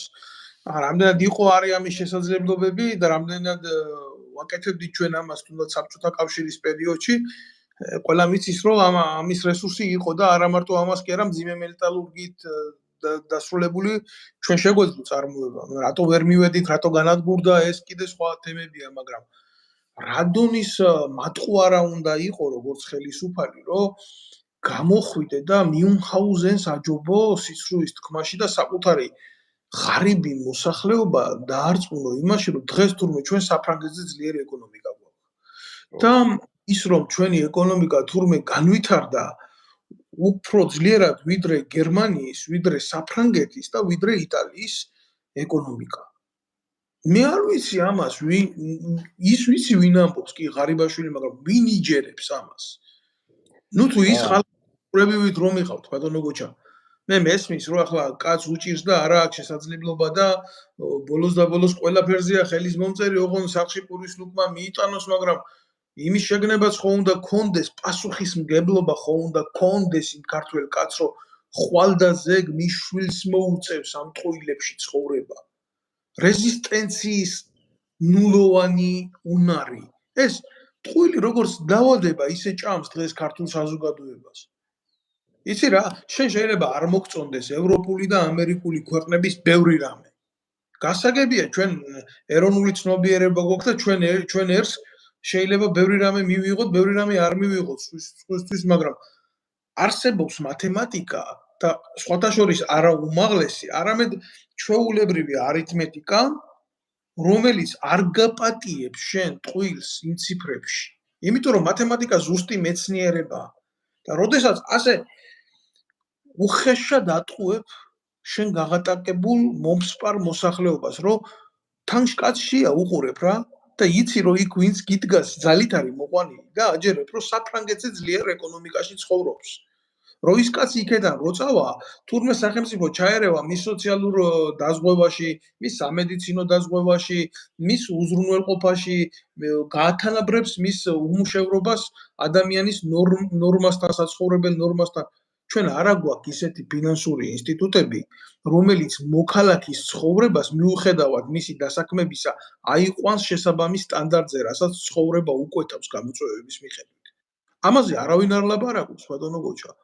დღეს მე ვისმენ, გამოდიან, იცით, აი როგორი მომენტია ის, არ მინდა ხა ამათ სახელები ვახსენო და უბრალოდ მინდა რომ, მაგრამ ვერ გავექცევი რა. ილონ მასკზე ლაპარაკობენ კაცო და ილონ მასკს თურმე სუპერძიზა გამოუშვია და აი ამას უყვებიან ამომრჩევეს დღეს საქართველოში და ახალგაზრდებს და არავინ არ უყვება იმას ამერიკაში როგორ მუშაობს სოციალური დაცვის სისტემა, არავინ არ უყვება იმას ევროპაში როგორ მუშაობს სოციალური დაცვის სისტემა, რა სიკეთეები აქვს ევროპას მის მოქალაქეებისთვის, ამას არავინ არ უყვება, მარტო ეფემერებით არის ეს ყველაფერი შექმნილი. დათანხმებით, აი ახლა გეტყვი პირველი საერთოდ ნებისმიერ ქვეყანაში ნუ არის ახლა ქვეყნები მაგალითად კიდევ ახლა როგორც აფრიკაში ჩამოუყალიბებელი ფეოდალიზმი და ის რო არის ატამანები და ისინი რომ მართავენ, რა ქვია, მეფეები ჯერ კიდე პრეზიდენტები ქვია. არის ეგეთი ქვეყნებიც, მაგრამ ჩვენ ახლა საქართველოს ცოტა სხვანაირად განვითარდი და სხვა ესე თქვათ, სხვა წარსულის მქონე ქვეყანა ვარ და სხვა წარსულის მქონე ხალხი ვარ. შესაბამისად, ჩვენ სხვადასხვა ქვეყნის იმებს ვერ მოვარგებთ. ჩვენ ნებისმიერი ქვეყნის საერთოდ მთავარი რესურსი არის ადამიანი. ადამიანი, რომელიც ქმნის რაღაც დოვლას საკუთარი ოჯახისთვის, საკუთარი ქვეყნისთვის, შესაბამისად. და ჩვენ ამ ადამიანებს არ ვუფრთხილდებით. ანუ მე ვამბობ ამ შემთხვევაში საქართველოს ხელისუფლებას კი არა, ნუ სახელმწიფოს, ასეთ სახელმწიფოს არ შეუძლია ადამიანზე ზრუნვა. რატო? იმიტომ რომ საქართველოში შექმნილია ველური კაპიტალიზმი მთლიანად. ველური კაპიტალიზმია ეგ რაც ხდება საქართველოში, პატარა ეს სოციალური ელემენტებით, რომ რაი დახმარებებს ხო გავცემთ. 30 ლარი ეს არის დიდი დახმარება თურმე. 20 ლარი პენსიაზე დათი ეს არის თურმე დიდი დახმარება და ის რომ 16 ლარი ღირს ერთი ისა რა ქვია ზეთი და საშინელი 30-40%-ით მაღალი ფასებია ტეხასთან შედარებით პროდუქტებზე, ვამბობ. და იმ ხარისხსაც არ ვამბობ, რა ხარისხი არის და როგორი ხარისხი არის იმ პროდუქტებზე, მაგაზე აღარ ვამბობ. რა არც არავინ რო არ ამოწმებს. რა შეჭამს ხალხი, რას აკეთებს, რა ის არის, ანუ ხარისხის და სტანდარტები რო არ გაგვაჩნია. აი მაგა აი რო არაფერი არ არის. ეს არის ველური კაპიტალიზმი, ველური კაპიტალიზმში კიდე ეს საქართველოს მთავრობა და საქართველოს საზოგადოება ემსგავსება, ეხლა უბრალოდ დროში რო გადავიტანო რაღაც კალიფორნია მე-19 საუკუნის შუა იმაში რა ქვია, შუა წლებში. აუ ვესტერნებში ხო, აი ეგრე. დამოკიდებული ერთი განსხვავებით რომ ეხლა იმით თოფებით აკლავენ ერთმანეთს, სწორედ დანარჩენი ყველაფერი ზედ არის. მე ვამბობ ეკონომიკური კუთხით ფიესკური. პოლიტიკოსები იტყუებიან რომ ინდა მოიტყუონ. ბიზნესმენები აკეთებენ რაც შეუძლიათ მაქსიმალური, ტრამპის პაპა იყო ეგეთი. მაგიტომაც აი ეს ჩვენივრად არიან მოწყობილები, მაგრამ ველური კაპიტალიზმი ჩვენთან ეს არ 21 საუკუნეში შეგვიძლია აღკვეთოთ. უბრალოდ ამას უნდა სწორი მიდგომა. და გათვლა და მაგის ხალხიც არის, სპეციალისტებიც არიან. მაგას უნდა მოინდომოთ სახელმწიფო ამ შემთხვევაში, როდესაც ერთ ადამიანს და ჩვენ ერთი მდიდარი ადამიანის იმედზე ვართ, ეგრე გამბობს. ისე დადგა რომ თითქოს ივანიშვილი რო არაფერი არ წდება. შენი კანალიზაციას ვერ გაიყვან შენ სეზონში ესე ვთქვათ რა, ივანიშვილმა უნდა გადაწყვიტოს. ეუბნებიან ბატონო ბიზინა კანალიზაციას ამოყოლოთ თუ არა? და კი. ეგრე ხო და აი წარმოიდგინეთ აი რა დონეზე არის ყველაფერი დასული. და სახელმწიფო არ მუშაობს სტატისტიკის დროს ასვლა. აი ახლა იტყვის ადამიანი რა გვინან საგარეო საქმეთა სამინისტრო ან სოფლის მეურნეობის სამინისტრო მაინც არაფერს არ წვეტავენ და რა აზრიათ მაგაზე ფულის ხარჯვას, ხო? მაგიტომაც ვამბობ რომ ეგ რო არ იყოს, უნდა ჩამოყალიბდეს სისტემა. სისტემა უნდა იყოს ქვეყნის განვითარების გეგმა არ არსებობს, ბატონო დავით. მე იმას გაგებინებთ ელემენტარულ რაღაცეებზე საუბრობთ ახლა კი, მაგრამ ელემენტარულად ეს ყველაფერი რო დაანაგო, ჯერ ქვეყნის განვითარების გეგმა ხო და ხედვა ხო უნდა ჩამოაყალიბოს. როგორ ეკონომიკას აკეთებ, როგორი განათლების სისტემა სჭირდება მე ამ ეკონომიკას, როგორი სოფლის მეურნეობა სჭირდება, როგორი თავდაცვა გჭირდება იმ გეოპოლიტიკური გამოძახებებიდან, რაც გარშემო არის ჩვენთან. შესაბამისად, როგორი უსაფრთხოების სისტემა გჭირდება, ან როგორი საზღვაო, ან როგორი საგარეო საქმეთა სამინისტრო, რა პრიორიტეტები, რა ის არის საფრთხეების შეფასება ბოლოს როდის მოხდა. 2012 წლის მერე ფონის საფრთხეების შეფასება საქართველოში არ ჩაუტარებია და უშუალოდ საბჭოს საერთოდ შეკრებილას ამის განსახილველად. ბატონო ბოლო წლების მანძილზე. ოდიშ გიხდით, მაგრამ მე უნდა ვთქვა რა იმას რასაც ვფიქრობ. მე არ ვიცი საერთოდ უშიშროების საბჭო რატო გჭირდება. ასეთი ლოგიკით, მაშინ თუ არ გჭირდება საგარეო საქმეთა სამინისტრო, რაში გჭირდება უშიშროების სამინისტრო? ყველაზე დიდი მტერი დღეს ქართული საზოგადოების და ხალხის იმ რა თქმა უნდა შრომელმოქმედი მასის, ასე ვიტყვი, არის თვითონ საქართველოს ხელისუფლება და ფსევდოოპოზიცია. არანაირი ჩვენი მეზობელი, რომელსაც შეუძლია დღეს მოახდინოს ჩვენი ტერიტორიის ანექსია, დამერწმუნეთ, მე 100%-ით უფრო ლოიალური იქნება ჩვენი საზოგადოების მიმართ, ვიდრე დღევანდელი ხელისუფლება და დღევანდელი ოპოზიცია. არა იმიტომ, რომ მათ შეიძლება ჩვენი საზოგადოების წევრები უყვარდეთ, არა. იმგენმა იციან დამოკიდებულება მშრომელ მასასთან და იციან რომ თუ მშრომელ მასას არ მიეცი მინიმალური თავის ის მშრომელი მასა აღარ იქნება და ვეღარ მოგემსახურება. და დღევანდელი ხელისუფლება და დღევანდელი ოპოზიცია აკეთებს ტოტალურ ექსპლუატაციას ჩვენი საზოგადოების. ამათ უნდათ ამას ამ განცხადებას არ ვაკეთებ მარტო ემოციურ ფონზე და ემოციურ სიტყვებად, არა. ჩვენი საზოგადოების გამოყენება მიდის როგორც ტუალეტის ქაღალდი, თუნდაც მერე არ იყოს. თუნდაც ერთჯერადი იყოს. და ამ ერთხელ მოვიდეს ბიძინა და შემდეგ რაც უნდა ის მოხდეს. აი ესეთი ინერციით და ესეთი ტონით მიექანება დღეს მთელი საზოგადოება, არავინ არ სვამს კითხვებს, თორე რა თქმა უნდა, უშიშროების საბჭო კი არა, მე თუ მკითხავთ საერთოდ კითხვაა დასასმელი, როგორი სახელმწიფო უნდა გქონდეს ჩვენ? საერთოდ რატო გავაუქმეთ რესპუბლიკური მოწყობის სახელმწიფო? ესეც საკითხავი არის, ან ვინ გააუქმა, ვინ ჩაიდინა ეს ყველაფერი? და მე ჩაიდინა, ვიცით ვინ ჩაიდინა. ვინც ჩაიდინა, ყველამ კარგად ვიცით და რა ვიცი, რესპუბლიკა სხვათა შორის ლათინური სიტყვაა ძველ რომში ამას, რა ვიცი, რომი დღევანდელი ამერიკის შეერთებული შტატები, ეს არის ანტიკური რომი, ოღონდ დღეს რო გადმოიტანო დღეს კარნახობს მთელ მსოფლიოს თავის პოლიტიკას, როგორც ამას აკეთებდა რომის იმპერია, ხო? და არ მინდა ახლა დავიძირო ისტორიაში, მაგრამ რესპუბლიკა ეს ლათინური სიტყვა და ნიშნავს ყველა საქმეს. ჩავეტრიაკოვის საქმეც არის, დავით ნემსაძის საქმეცაა, პლატონას საქმეცაა, ჯუმბერას საქმეცაა და თუ მე ისეთი სახელმწიფო მაქვს, რომელიც ჩემი საქმე არ არის, რიგითი მოქალაქის, ხო? თუ იმ ჯარში სამსახური არ არის ჩემი საქმე, თუ იმ გადასახადის გადახდა ჩემი საქმე არ არის, მაშინ ვისი საქმეა ეს სახელმწიფო? აი მე ვფიქრობ, რომ კარგია ამ ყველაფერზე ლაპარაკი, მაგრამ უნდა დავსვათ ზოგადად ქართველებმა კითხვა, როგორი სახელმწიფო გვინდა ჩვენ. მე ვფიქრობ, ვალონ დავით, აი 95 წლის კონსტიტუცია, რომელიც იყო მიღებული, ეს იყო საუკეთესო გამოსავალი საქართველოსთვის. დაბალანსებული საპრეზიდენტო და საპარლამენტო, ასევე სასამართლო ხელისუფლება. მეორე საკითხია, როგორი იყო რა ტიპის ადამიანი, მაგრამ თვითონ კონსტიტუცია იყო შვენიერი. პარლამენტი აკონტროლებდა ბიუჯეტს სრულიად და მინისტრები მე მახსოვს გადიოდნენ და კითხულობდნენ იმას, რა ქვია, აბარებდნენ ანგარიშებს პარლამენტს ნებისმიერ დროს, როცა გამოძახებდა პარლამენტის თავმჯდომარე და ეს იყო ბრწყინვალე კონსტიტუცია. ის რაც გააკეთა სააკაშვილი და ნაციონალების ხელისუფლებმა, გაამტკიცა ივანიშვილმა. რატო? იმიტომ რომ მხოლოდ ნაძირლებს შეუძლია ასეთ სისტემაში შესვლა.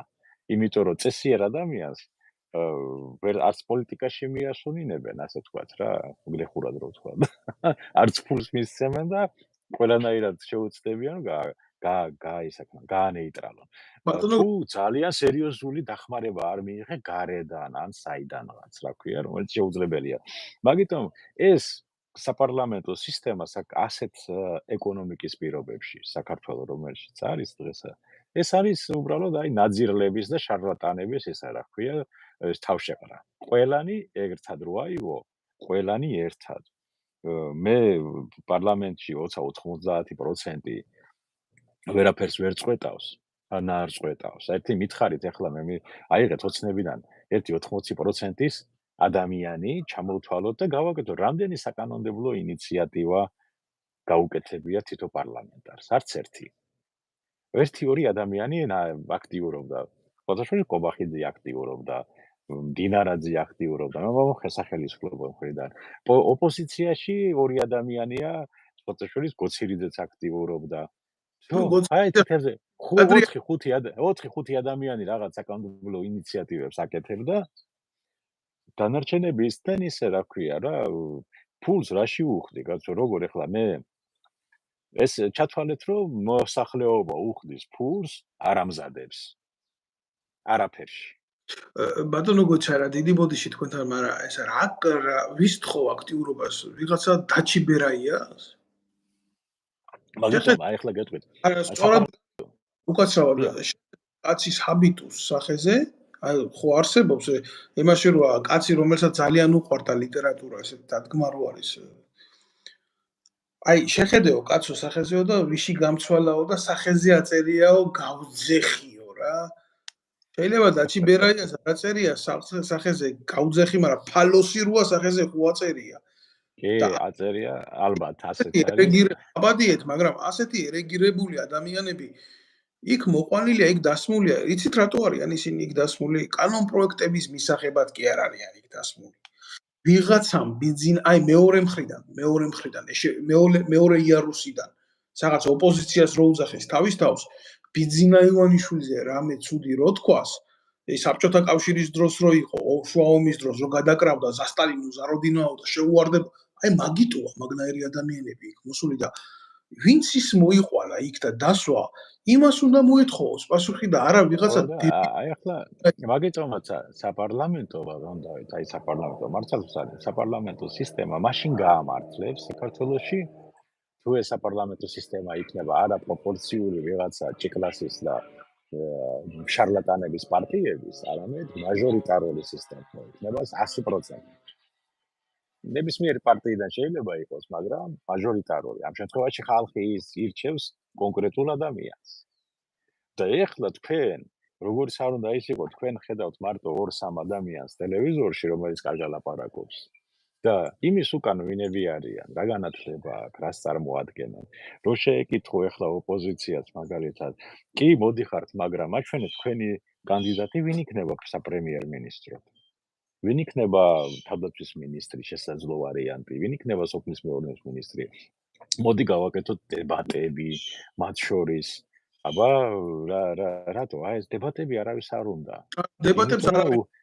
ხო, იმიტომ რომ ერთ მხარეზეც უტვინოების ხედან და მეორე მხარეზე იმაზე მეტი უტვინოები კიდე და ეს ხო გამოჩნდება. ვერ წარმომიდგენია, მე ვერ წარმომიდგენია, რომ დემოკრატიისკენ მიდიან იძახიან დეკლარირებულად დემოკრატიისკენ მიდიან. ნებისმიერ ქვეყანაში, აი მაგალითად საფრანგეთში, ნებისმიერი პოლიტიკოსი, რომელსაც აქვს იმის ამბიცია, რომ საზოგადოების უსაფრთხოებაზე აგოს პასუხი ან იყოს გამოწვევის სიმაღლეზე, ხო? ვინმე ბრალი რო დადოს ქუჩიდან, ვინმე ჩვეულებრივმა მოქალაქე. აი ისეთ მძიმე საკითხებში, თუნდაც როგორშიდაც ახლა მე ვდებ ბრალს იმას ნებისმიერ ნაცან ქოც დეპუტატსთან. აი იცით რა მოხდება? ან ამაზე პასუხს გასცემს ოფიციალურად, ან შედგება დებატები ამის შესახებ. ან წინააღმდეგ შემთხვევაში აღიზრება მასე სისხლის სამართლის საქმე და ცირისწამების გულისთვის დიდას უტირებენ იმ მოქალაქეს. მე რა ვერ გამიგია, იცი? დაწყებული 24 საათი აი ამათ გინებაში, ლანძღვაში, არა, არგუმენტირებულად, აი მთელი მასალა მიდევს აქ საბუთების, მაგრამ ესე იგი, ყველა იმალება. ამათ რა გონიათ, იცი? დაემაგინონ დედამ თავარია ამ ტრიბუნაზე გამოსვლა, პოლიტიკურ ტრიბუნაზე რეჩის წაკითხვა, ეს გონიათ რაღაცა რიტუალი შამანისტური, რომ ეს არის მარტო პოლიტიკისთვის საკმარისი. არა და ის დემოკრატია თუ გინდა, ის წესი მისი უნდა ცნო. დებატების წესი ეს არის გამჭირვალობის ერთ-ერთი ბერკეტი. ესე იგი, ერთმანეთში დებატები არ უნდათ. გახარია ემალება იმას, რა ქვია,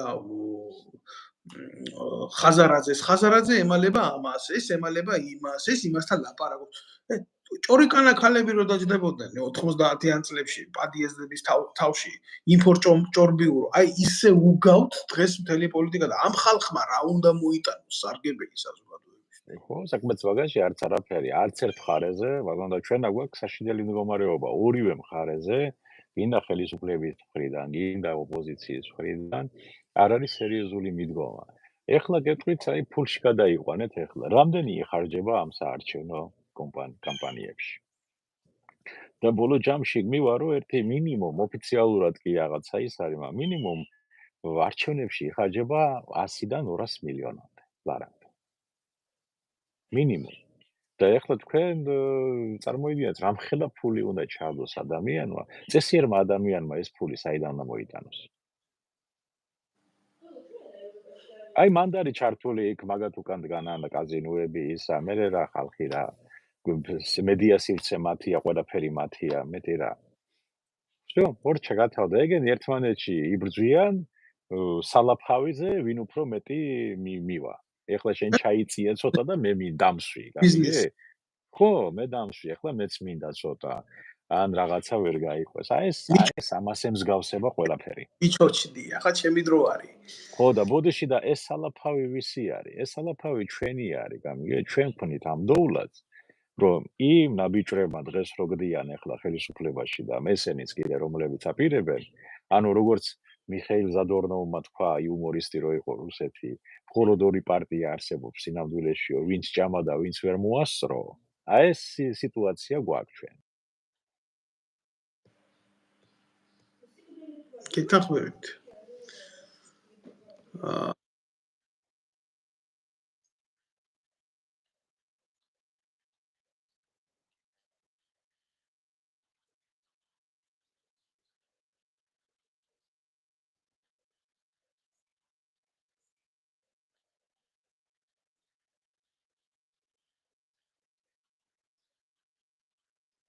გავაკეთოთ საბოლოოდ საქართველოში და შევცვალოთ ჩვენი ქვეყანა და მოვაცილოთ ეს ნაბიჯრები ერთიც და მეორეც სახელმწიფო მართვას. იმიტომ რომ არც ერთ ძალუց, არც მეორეს, არც ერთს აქვს ეკონომიკური გეგმა საქართველოს განვითარების, არც მეორეს.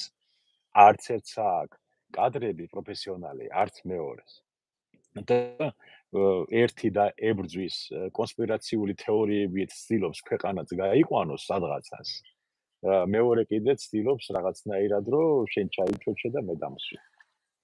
საერთო ჯამში კოლექტიური ამათ როგორ უნდა ანდო ბატონო დავით, აი ესეთ ადამიანებს როგორ უნდა ისაკნო და მე გვიკვირს რატომ არ არის ეს, რატომ არ დაეხმარა იმ სამხედრო მოსახულის მეუღლეს სახელმწიფო ან თავდაცვის სამინისტრო თქვა, ან რატომ ას არ მოხდა, რატომ არის ეს რომ ექიმის ანაზღაურება არის 700 და 800 ლარი თურმე და იმან უნდა კარგი ოპერაციები ჩაატაროს დღე-ღამეს განმავლობაში. და რატომ ასი არ არის და რატომ ისი არ არის, რატომ რომ იმიტომ აი ესეთი პასუხი ისმევა, პასუხი უნდა იყოს, იმიტომ რომ ვერ გავაკეთეთ, არ გავაკეთეთ, არ მივაქციეთ ყურადღება და აქედან იწყება პრობლემები. მათ ყველაფერი გააკეთეს, აი გაყალბება სად მოხდა უკვე? თავდასახელმწიფოებმა გააყალბა ეს არჩევნები, ბატონო დავით. ყველა ლაპარაკობს რომ აი ბიულეტენები და ისე. არავით არის ბიულეტენებს და აი ხმის მიცობის პროცესს საქართველოში არავინ გააყალბებს ახლა. იმიტომ რომ უკვე გაყალბებული არის. რატო? იმიტომ რომ ძირითადი ოპოზიციური ხმა გასულია ქვეყნის გარედან. და ეს ოპოზიციური ხმა არის მოწყვეტილი ხმის მიცემის უფლება არავის არ აქვს. ვინც ცოტა აქტიურები ვიყავით, ყველას მოქალაქეობა ჩამოგვერთვა. და მორჩა. ამათ გაითავისუფლეს უკვე გზა და ეს ოპოზიცია ახლა რეალობაში ვერც ვერასოდეს დაალაგდება ერთმანეთში, ვერასოდეს დაალაგდება. ხო და შესაბამისად და მათ ხმას ნაკლებად მისცემს ადამიანი. ნაკლებად. რეალურად გამოვა რომ სადღაც ოპოზიცია თუ მიიღო 5% ყველამ ერთად და 5% ხელისუფლებამ. გამოდის რომ ეს 10% რეალურ ციფრებს ქვეყნის მოსახლეობასთან შედარებით ემიგრაციის ჩათვლით. მაქსიმუმ 10% აქტიურობს. ბატონო გოჩა, იცით რა მინდა გითხრათ, აი ივანიშვილის სანქციები, იცით რა არის? რაღაცნაირი ორპედი სახე უჩანს ამ ყველაფერს, რა თქმა უნდა გვაკვირდებიან დემოკრატიული ქვეყნები, საბოლოო ჯამში რა გადაწყვეტილებები იქნება მიღებული, სადამდე წავა ამ კაცის თამაში რა. მაგრამ ფაქტი ერთია რა. და ეს ფაქტი ისეთია, უკვე ამას მესამეც უნდა ხელისუფლებაში მოსვლა, მესამე თუ მერამე. თქვენი პროგნოზი რა იქნება? აი როგორ მოხდება და მე ვფიქრობ, რომ ზოგადად ივანიშვილი ამ ხელისუფლებას ასე არ დათმობს. მაგრამ რა იქნება შემდგომი ნაბიჯი და რას უნდა ელოდეს მთელი ჩვენი ერი?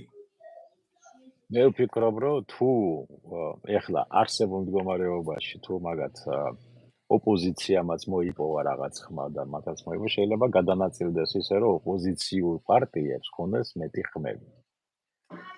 ოცნებასთან შედარებით. მე ვამბობ ჯამში. მაგრამ რომელი ოპოზიციური პარტია რომელთან ითანამშრომლებს და რა ისა მე გეტყვით ბატონო დავით ელემენტარულად ეხლა მე ვარ მილიარდერი ვთქვათ არა აგერ ოპოზიციური პარტია იბრძვის რაღაცისთვის მე მივალ და ვეტყვი მას რომ ახლა შენ 5 მილიონი დოლარი და იყავი კარგად კაცო დაგეხმარები კიდე რამეში იყავი ოპოზიციაში მლანძღე ყველაფერი და მორჩა ამით დამცველდება ყველაფერი იმას აუნაზღაურებს ყველა დანახარჯებს რაც არის ახლა შენ დამატებითი ფული, აგერ ასპარეზი, იმედზე მიდი, იქ მიდი, პირველ აღზე მიდი, ვილაპარაკე, გამოთქვი შენი აზრი ეკონომიკაზე, იმაზე და მორჩა, ეს ამით დასრულდება ყველაფერი. ხო, ნუ რეალობაში არა, აი გასაგები გითხარით ბატონო დავით, აიყვანეთ ნებისმიერი პიროვნება, კარგი, ახლა ოპოზიციაში აიყვანეთ და აი ახლა მითხარით, აი თქვენ თვითონ შეხედეთ, მითხარით, ვიღაცასთან რომ მივა ადამიანი, ნუ ეკნება ჩეკი ან ჩემოდანი ფული 1-5 მილიონი დოლარი, ახლა შენ გაშვები და ისაკენი. კი, მლანძღე რაღაცა უღონდ ზომიერად, კონსტრუქციულად მლანძღე. არა იღებს? აიღებს, ახლა საქართველოში გამორიცხულია ვინმე მაგაზე თქვა, მაგი ბოდა მორჩა, აქედან იწყება ყველაფერი, ფულზე, ფულანი გაყვება. პოლიტიკურმა პარტიამ მინიმუმ ზვიად გამსახურდიას იდეის მიმდევარი უნდა იყოს, რაც გამორიცხული არის და ყველა ადამიანმა ვინც მოიდომა პოლიტიკასთან რამე შეხება გქონოდა და პატიოსანი და პრინციპული იყო, ყველა ან დაჭერილია, ან მოშორებულია, ან დევნაშია გაშორებული, ან საქართველოს მოქალაქეობა აქვს ჩამორთმეული. იქ იმ თემაში, რასაც ქვია არჩევნები, ხო? ყველა გასწრილია აბსოლუტურად ახლა. ვისაც უნდა სხვანაირად გამიგოს, მაგრამ ეგ აი მეთქენ ერთ ისტორიას მოგიყვებით. ეს იყო გახსოვთ მაშინ ლეიბორისტები და ნაციონალები და ისინი თბილისის არჩევნებზე რო იყვნენ. და მე საპარლამენტო არჩევნებზე რაღაც მაშინ სააკაშვილი იყო სამოქალაქო კავშირის თუ აღარ მახსოვს რა იყო. მოქალაქეთა კავშირის ლიდერი იყო სააკაშვილი. ხო და ისხდნენ ეს ლეიბორისტის ლიდერი ბატონი სააკაშვილი და ერთ-ერთ კაფეში უნივერსიტეტთან მაღლა იყოფდნენ ხმებს, შენამდენი მიამდენი. გამიგეთ? კი, მე ეს სიტუაცია დარჩა დღემდე. ხო, ნუ ახლა ის იაგო ხუჩიები და ეს ირმაინაშვილები და ეს ეგრეთ წოდებული გოშია მორგოშიები და ესენი ყველა ივანიშვილს ნაყიდი ყავს წინასწარ როგორც ოპოზიცია ხა გადმოიანგარიშებს, მაგრამ იცით მე სხვა რაღაცას ვამბობ. დაუშვათ და ესეთი ფსევდო ოპოზიციით და იქეთ რადიკალური ოპოზიცია და ფსევდო ოპოზიცია, ეს სხვა სახელები მეტი არ შეიძლება უწოდო ამათ. მოვიდა რა ესენი სათავეში. ამას ხო შეხედავს დემოკრატიული ქვეყნები, რომ ეს ის არ არის, რაც უნდა იყოს, რასთანაც კავშირი უნდა კონდეს ამათ რა. ანუ მოხდება ამათი სახელმწიფოს სანქცირება თუ მოხდება საბოლოო ჯამში. ეხლა გეტყვით რა მოხდება სინამდვილეში საქართველოში მოხდება რამოდენიმე კაპიტალის გაერთიანება, იმიტომ რომ ვიღაცა არის კაზინოების ბიზნესში მაგალითად ეხლა არ ვიცი 52 მილიარდი არის ბრუნავს, ხო? კაზინოების ბიზნესში საქართველოში. იქ არის სხვადასხვა უკვე ჩამოყალიბებული ბიზნესები, გინდა უძრავ ქონებაში, გინდა ესენი ნელა ნომენკლატურები, ეს ბიზნეს ნომენკლატურები ნელა ერთიანდება და მაგათი დაფინანსებული თუ იქნება რომელიმე პარტია, რომელიც უკვე ერთმანეთს გაუწევენ ანგარიშს. აი ეს მოხდება, მეტი არაფერი ბატონ დავით. და ბიზნესები, ანუ ელიტა იქნება სულ. და ხალხი იქნება სულ მონობის იმაში. ფეოდალიზმი მოხდება. კი. რა თქმა უნდა. მაგიტომ თქვენ იმას ჩვენ თუ გვინდა რაღაცა შევცვალოთ, ერთადერთი რა არის, რომ ემიგრაცია აქტიურად ჩაერთოს პოლიტიკურ პროცესებში. მაქსიმალურად აქტიურად. ეხლა ყველანი არ არიან თლად, არც ოპოზიციაში, არც ხელისუფლებაში, თლად ისენი, რა ქვია, ფიქრობენ ზოგი მომავალზეც ფიქრობს. ეხლა კი არის 2-3% დარჩენილი ეგეთი ადამიანი, მაგრამ ის ადამიანებიც ფიქრობენ, მაგიტომ გამოყენებაა საჭირო, ემიგრაციის აქტიურობაა საჭირო. და მხოლოდ ასე შეიძლება რაღაცა ნელ-ნელა ნაბიჯ-ნაბიჯ შეიცვალოს. არა რევოლუციური გზით. რევოლუციური გზით ყველაფერი დაინგრევა. მაგიტომაც ეს პროცესი დროში იქნება გაწევილი. გოჩა, მე თქვენ ვერ დაგეთანხმებით, იმიტომ რომ მე მაგ ამ მიმართულებით ჩემი ხედვა, მაგ შიშები რევოლუციის რომ აი რევოლუცია არ მოხდეს და ოღონდ ნაცი იყოს და ოღონდ ქოცი იყოს, თუნდაც და ნელა გადავიდეთ ამ პროცესებს მე ვერ უყურებ რეალურად იმის შესაძლებლობას, რომ ემიგრაცია ჩაებას ამ პროცესებში, ჩაებას, რა თქმა უნდა, სუფთად თუ ანუ გულისხმობ იმას, სადაც ივანიშვილს შეუძლია იყიდოს ოპოზიცია, ისევე შეუძლია იყიდოს ეგრეთ წოდებული ემიგრაციული ფენები და რეალობაში საქართველოს არც ერთი მიმართულებით დიასპორა არ აქვს, საქართველოს სომხეთი არ არის და აბსოლუტურად სხვანაირი განცდა ქართველ კაცს ემიგრაციაში მყოფს ერთიანობის მიმართ. მაგ კიდე ცალკე პრობლემებია, გამიგეთ? ამიტომ ივანიშვილს შეუძლია ნებისმიერ მომენტში ეს დიასპორებად წარმოქმნილი თავისი კუკლები იყიდოს აქედან და დაიწყოს საბოტაჟის პროცესი მაგ მიმართულებით. მე მაქვს ესეთი შეხედულება ამ ყველაფერზე, ჩვენ გვჭირდება ტოტალური ცვლილებები. ცვლილებები როგორც სასამართლოში, ცვლილებები როგორც ეკონომიკაში, ცვლილებები როგორც კონსტიტუციაში და ტოტალური ცვლილებები არ მოდის აი ესეთ გადასვლებზე. როცა გიწევს პარალელურად ბრძოლა იქეთ დრაკონთან და პარალელურად შენ უნდა ათანხმო ამდენ სუბიექტთან. ეს შეუძლია მხოლოდ და მხოლოდ შეცვალოს ტოტალურმა სოციალურმა რევოლუციამ. კი, ესეც მართალიზანდებით ხო დავით? კი, საჭიროა ალბათ ესეც არის საჭირო. მე უბრალოდ გამოთქვი ჩემი აზრი იმაზე, რომ ეს იქნება დროში გაწერილი. რა თქმა უნდა, მე თქვენას პატივს ვცემ. დედასვიცა იმის თქმის არ იყოს რა, შეიძლება მე თქვენ ვოლტერს ეკუთვნის ესეთი სიტყვები, შეიძლება მე თქვენ არ გეთანხმებოდეთ, მაგრამ სიცოცხლეს მივცემ იმის გულისთვის, რომ თქვენი აზრი და შეხედულება იქნას დაცული და გამოხატულიო, მაგრამ უბრალოდ რა არის, იცით, იმდენად ვერაგები არიან ესენი. ამათ თუ უშველის მარტო ბრუტალური, ტოტალური რევოლუცია და ჩაუშესკუს მეთოდი ხანდახან ვფიქრობ რა. ეგაც შეიძლება გამართლებული იყოს, მაგას უკვე აღარ ვიცი, იმიტომ რომ რეალურად ეს ელიტების ომი არის ახლა საქართველოში, მეტი არაფერი. ელიტები ომობენ, ესე იგი, როგორც ესე ვთქვათ, ძველ ინდურ ჩანაწერებში ღმერთების ომი მიდის და ჩვენ კიდე კარტოფილს ვეძებთ, რომ საჭმელი გქონდეს, მეტი არაფერი. აი ეს არის რეალური სიტუაცია. ხო და ეს რო შეიცვალოს, ახლა მეორე მხარე არის, კიდე ჩვენ საგარეო მიმართულებაზე არავინ არ საუბრობს, აი მაგალითად არავინ არ საუბრობს აფხაზეთის პრობლემა როგორ უნდა იყოს მოგვარებული. სამაჩაბლოს პრობლემა როგორ უნდა იყოს მოგვარებული, რა გეგმა არსებობს. არის დეკლარირებული გეგმა, არის არ გაღიზიანების პროექტი, სხვათა შორის არ გაღიზიანების იმაზე, ჯერ კიდე 2014-ში გავაკრიტიკე ხელისუფლება, როცა 4-ზორია მოკლეს იმაში, რა ქვია, ზუგდიდში რო გადმოვიდა რაღაც აფხაზი მკვლელი და მოკვდა ჩვენი მოქალაქე, ხო? პირდაპირ. და მე გადავიდა უკან. წესიერ სახელმწიფოში იმ ადამიანს არავინ არ აცოცხლებდა აქამდე და იჭერდება ან ჩასვდნენ ციხეში ან გაანადგურებდნენ ფიზიკურად. ხო და აი როგორ შეიძლება ასეთი ადამიანები რა ქვია ჩვენ უნდა შევარჩიოთ ვინ ვის ვირჩევთ, მაგრამ ძალიან მნიშვნელობა აი მაგალითად მოსკოვს ვინ შეუძლია დაელაპარაკოს, რომელ ადამიანს ოპოზიციიდან. აი თქვა ჰიპოთეტურად ავიღოთ, ოპოზიციამ გაიმარჯვა. რომელი ადამიანია საქართველოში ოპოზიციაში გამოცდილი, რომელსაც შეუძლია დაელაპარაკოს ღირსეულად, არა თავდაწეული, რომელსაც არანაირი ბიზნესები და ისინი არ აერთიანებს, რა ქვია, ფულადი რაღაცა ინტერესი რუსეთთან, მოსკოვს ღიად. ან მაგალითად ბრიუსელს ვინ შეუძლია დაელაპარაკოს, რომ ჩვენი ასოცირების ხელშეკრულება არ გაუქმდეს და რაღაც ის ბენეფიტები თუ არის რაღაცა ეკონომიკაში, რომ ის მოდიოდეს. ან მაგალითად ბრიქსი, მე ჩავიხედე ახლა ბრიქსის ქვეყნების იმაში ეკონომიკური საკითხები, ჩვენ ბრიქსის ქვეყნებთანაც გვაწყობს ურთიერთობა, ასოცირებული, არა უმეტესი, ასოცირებული საკმარისი, რომ ჩვენ ეკონომიკას თუ ადგება, ჩვენ ყველანი უნდა გამოვიყენოთ, ხო? მაგრამ ამაზე ვინ დაელაპარაკება ამ საკითხებზე? სამხედრო თემაზე, სამხედროა ჩვენ რაც გვეხება უფრო ახლოს, რაც არის სამხედრო საკითხები, აღმშენებლობა, განვითარება, როგორ ჯდება საერთო ქვეყნის განვითარებაში? ამ ქვეყნის განვითარების გეგმა ეკონომიკური თუ არსებობს და თუ არსებობს, სად არის ეს მაკრო და მიკროეკონომიკური მაჩვენებლები, რომლის დაყრდნობითაც შენ უკვე რაღაც პროგნოზებს აკეთებ თუ როგორი უნდა მოხდეს ეკონომიკის განვითარება შემდეგი 20 წლის მანძილზე. და ეს ვინ უნდა შეათანხმოს მსოფლიო ბანკთან და საერთაშორისო სავალუტო ფონდთან.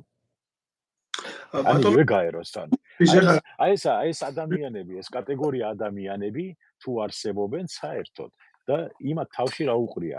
ეხლა მეც მინდა აგერ ჰიუსტონი, აგერ აქვე არის კაცო, მაგრამ ეხლა რამდენიც არ უნდა ვირბინო, იქ ასტრონავტად არავინ არ დამნიშნავს და არ გამიშვებს ეხლა რომ დედამიწას გადავხედო ზემოდან.